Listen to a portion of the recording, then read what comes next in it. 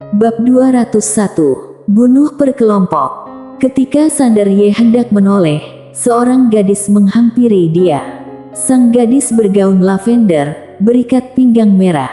Dia berpinggang ramping, rambutnya sepinggangnya tergerai, sangat keanggunannya. Dia memegang pedang, kultivator pedang. Sander Ye terperanjat. Sang gadis menghunus.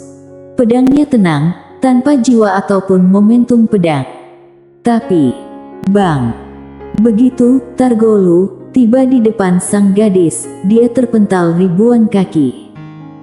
Sesudah Targolu berhenti, dia melirik tangan kanan, telapak tangan dia terluka. Targolu memicingkan mata pada sang gadis sembari terkekeh. Ternyata Jesimu, pedang terhebat keempat. Jesimu, pedang keempat seharusnya pedang kelima sekarang. Itu nggak penting. Yang penting dia jago pedang, kalau keempat pedang itu tidak beraksi maka dia tak terkalahkan. Melihat Jesimu, Ekali pun lega. Untungnya, dia memberitahu Jesimu dan meminta dia datang mendukung biar aman. Kalau enggak, akan jadi bencana. Terlalu banyak master dunia nyata. Jesimu melirik Targolu. Targolu hendak berbicara tapi Jesimu menusuk. Bang! Dalam sekejap, sebelum ada yang bereaksi, Targolu mundur 1000 kaki lagi. Ketika dia berhenti, lengan kanannya jatuh dari bahunya, darah mengucur kayak mata air. Targolu memicingkan mata. Dia menatap Jesimu dan hendak berbicara ketika Jesimu menyerang lagi. Bang! Targolu mundur 1000 kaki lagi. Ketika dia berhenti, lengan kirinya juga lepas, dan darah muncrat. Potong kedua lengan dengan 2 pedang. Targolu tertawa, seperti yang diharapkan dari orang yang menemani master pedang dunia ke dunia nyata. Hebat, sungguh hebat. Bang! Lalu tubuh Targolu bergetar kencang, seorang pria paruh baya melayang dari tubuh Targolu. Pria paruh baya itu mengenakan jubah mewah, berambut putih tergerai dan tertiup angin lembut, auranya tenang dan berwibawa. Tangannya tidak cacat. Di bawahnya, Targolu nggak punya tangan. Targolu terlihat muram, kenapa dia yang terluka? Jesimu menatap pria paruh baya itu. Ada 9 kaisar dewa di sekte pelindung langit di dunia nyata, 8 di antaranya sudah kukalahkan. Kupikir kamu bukan yang terakhir. Pria paruh baya itu tersenyum, aku yang ke-10, baru dipromosikan, Kaisar Dewa Taihe. Dia tersenyum sembari berujar, aku nggak pernah menduga hari ini Jesimu akan muncul, apapun yang terjadi. Aku memang mau melawan Tao Langit, mohon pencerahannya. Dia maju, seluruh dunia jadi ilusi, lalu menghilang perlahan-lahan. Menyaksikan adegan itu, wajah orang-orang yang berkelahi di sekeliling mereka berubah total, semua berhenti, lalu mundur. Di sebelah Sander Ye, gadis bayangan merentangkan tangan kanan, lalu menekan lembut. Ruang dan waktu dia dan Sander Ye berada pun diselimuti kekuatan misterius. Tangan kanan Kaisar Dewa Taihe terkepal, Tao misterius menyapu langit dan bumi, lalu tenggelam ke telapak tangan kanan dia. Pegang Tao langit di tangan. Seluruh benua Guanxuan bergetar kencang, wilayah 1 juta mil di sekeliling Akademi Guanxuan mulai dimusnahkan. Semua orang terperanjat. Melihat adegan ini, Sander Ye di samping gadis bayangan jadi bersemangat. Master, ini adalah master teratas di dunia. Visi dia sebelumnya terlalu kecil. Apa artinya membelah gunung? Dia akan membelah langit. Langit. Kaisar Dewa Taihe melirik Jesimu, dia menyeringai, lalu meninju dengan keras. Bang! Segel tinju Tao yang tak terhitung jumlahnya menyapu dan menuju Jesimu. Jesimu tetap tenang, dia maju selangkah dan menusuk. Itu masih pedang yang tenang. Bang! Pedang ditusuk, Segel tinju dihentikan pedang, dunia sekitar terbakar dan musnah. Jessimu memicingkan mata dan menebas lagi. Bang! Segel tinju hancur. Kekuatan dahsyat menyapu. Jessimu menikam. Langsung menikam kepalan tangan. Bang! Dalam sekejap, langit dan bumi musnah dan gelap. Di depan Jessimu, Kaisar Dewa Taihei mundur ribuan kaki. Tapi, Jessimu nggak mengejar. Sesudah beberapa jurus, dia nggak pernah memanfaatkan kemenangan. Menyaksikan adegan itu, wajah Sander Ye muram.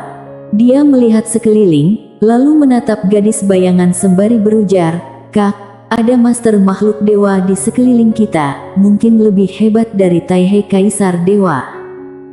Gadis bayangan bertanya, "Bagaimana kamu bisa tahu?" Sander Ye melirik tirai di kejauhan dan berpikir, Jessimu beberapa kali ada peluang untuk memanfaatkan kemenangan, tapi dia nggak ambil. Apalagi, dia selalu dekat denganku. Yang dia jaga adalah makhluk dewa yang bersembunyi. Dia berujar lagi, "Kalau tebakanku benar, Kaisar Dewa Taihei beraksi karena Master Top makhluk dewa sudah datang. Dia mau memancing Tao Langit untuk mengambil inisiatif. Ketika Tao Langit mengambil inisiatif, makhluk dewa yang bersembunyi itu pasti akan segera menyerangku, tapi yang gak dia duga adalah Jessimu gak tertipu. Ada makhluk dewa bersembunyi." Gadis bayangan mengernyit, matanya tertutup, lalu dia merasakan sekelilingnya. Sesudah sesaat, dia menggeleng, "Gak bisa kurasakan." Sesudah mendengarnya, wajah Sander Ye muram. Kalau gadis bayangan ini nggak bisa merasakannya, maka makhluk dewa itu pasti sangat sakti. Sander Ye bertanya di benak, "Tuan Pagoda, apa master makhluk dewa yang bersembunyi itu kuat?" Pagoda kecil berujar, "Kuat. Benaran ada." Sander Ye ragu-ragu, lalu berujar, "Tuan Pagoda, ada master bersembunyi, kenapa kamu nggak mengingatkanku?" Pagoda kecil berujar, "Kamu sangat pintar, kamu bisa menebaknya sendiri." Wajah Sander Ye muram, "Bagaimana kalau nggak bisa kutebak?" Pagoda kecil berujar, "Apa hubungannya denganku? Kalau kamu terbunuh, aku nggak bisa berbuat apa-apa. Toh, aku hanyalah pagoda." Sander Ye diam. Gawat. Tuan Pagoda mulai cuek. Di kejauhan, Kaisar Dewa Taihei menatap Jessimu tanpa berbicara. Wanita ini sudah tahu niat dia. Jessimu berujar, "Semua Master Akademi Guanxuan segera mundur ke belakang majikan muda." Mendengar kata-kata Jessimu, semua orang mundur ke belakang Sander Ye tanpa ragu. Jessimu berbalik dan menebas. Jelek. Dunia terkoyak. Terowongan ruang dan waktu selebar 1000 kaki muncul di depan Sander Ye beserta yang lain.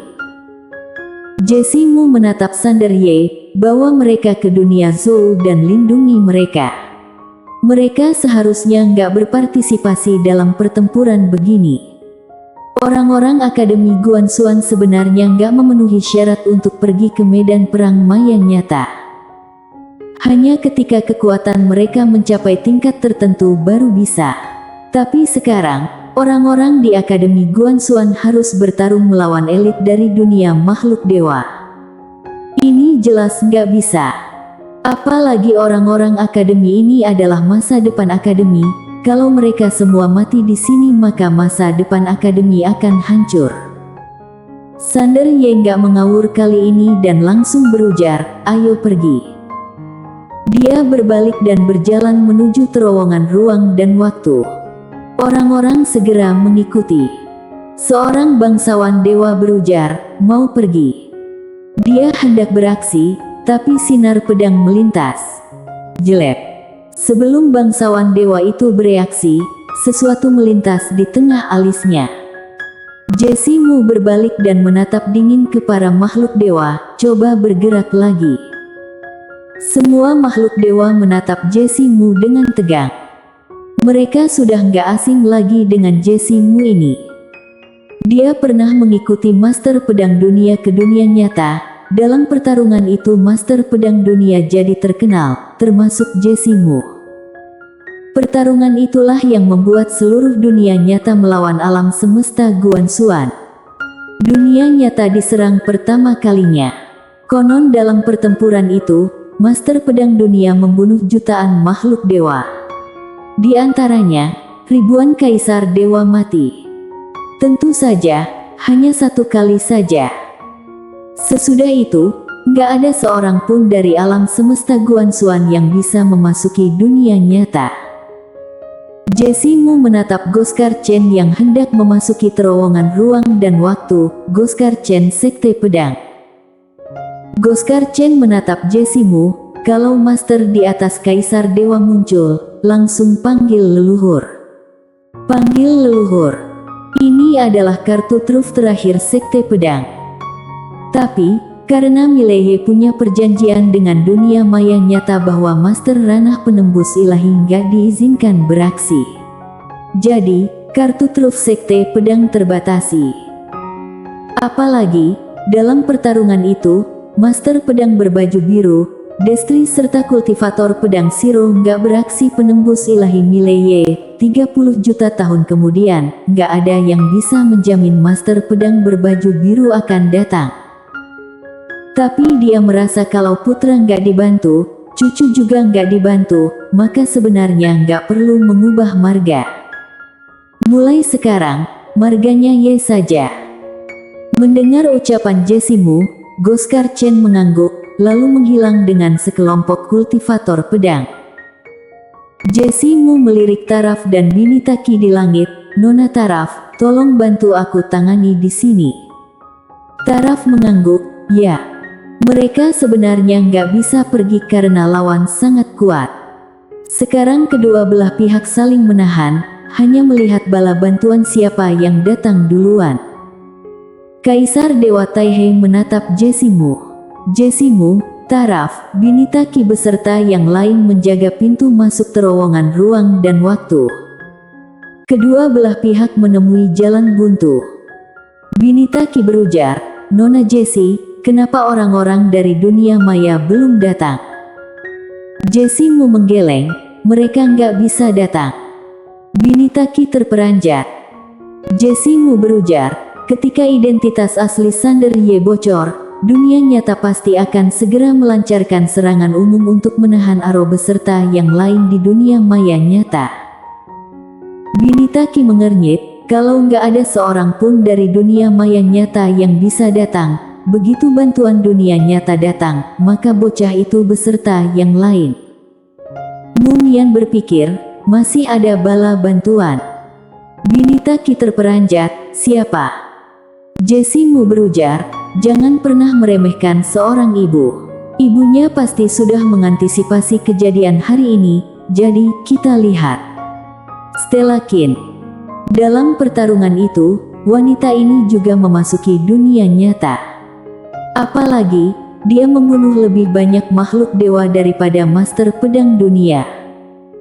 Ketika orang lain membunuh orang, mereka membunuh mereka satu persatu. Tapi dia membunuh per kelompok, bersambung.